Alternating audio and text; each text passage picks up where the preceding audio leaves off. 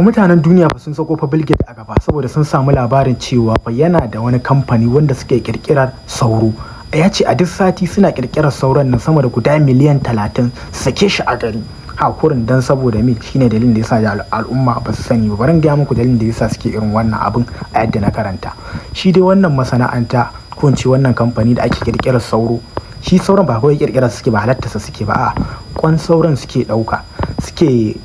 wannan din shi suke dan canja mishi jins ɗinsa haka su yi tsikara masa wa'yansu magunguna haka a jiki wanda zai kasance akwai cututtuka a garin da ake fama da su. Wa'yansu manyan cututtuka ne wa'yanda saurayen garin ɗika su suke tsirawa mutane suna fama da wa'yannan cututtuka. To sai shine kasancewa Bill Gates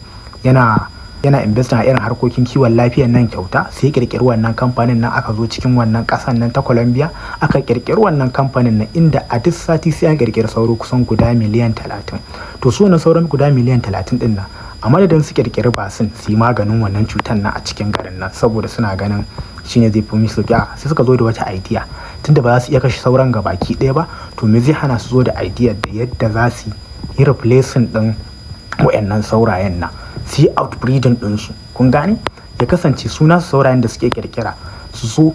wayannan su saurayen na wannan garin nan yawa. To wannan idea suka zo da shi sai suke kirkira guda 30. To su wayannan sun miliyan 30 din nan kai, wannan miliyan 30 da ake kirkira duk sati ana tsikara musu wata allura wacce take canja musu genetic ɗinsu kuma ta yi maganin wannan cutar da duk sauran da take jikinsu take rarrabawa 'yan garin nan. Kasancewa an sake su a gari, to su kuma saurayen garin gabaki daya za su kai su kuma saurayen da aka caccanja musu jinsin nan nasu za su shiga gari su je su nemi saurayen cikin garin su dinga wannan mu'amala da su. Kun gane, aka sake su a cikin garin za su je su nemi matayen saurayen nan su dinga mu'amala da su tasu ta aure. Idan aka dinga samun karuwa to sai kasance za su dinga outbreeding din waɗannan saurayen na cikin wannan garin nan. To idan suka dinga samun karuwa da waɗannan saurayen mata, kasancewar su waɗannan saurayen an canja musu jinsinsu, to zai kasance waɗannan saurayen da za a haifa next za su zo da irin jinsin din irin wayancan wayanda aka kirkire su a kamfani, ya kasance su kuma wanda za a kirkira wanda za su haife su nan gaba ba za su dinga zuwa da wannan cutar da na ainihin cikin garin suke yada a cikin al'umma ba. Kuma wannan rahoton ya zo tabbas cewa wannan tsarin da suka zo da shi tabbas yana yin nasara saboda an samu rahoton cewa nan kisa-kisan cututtukan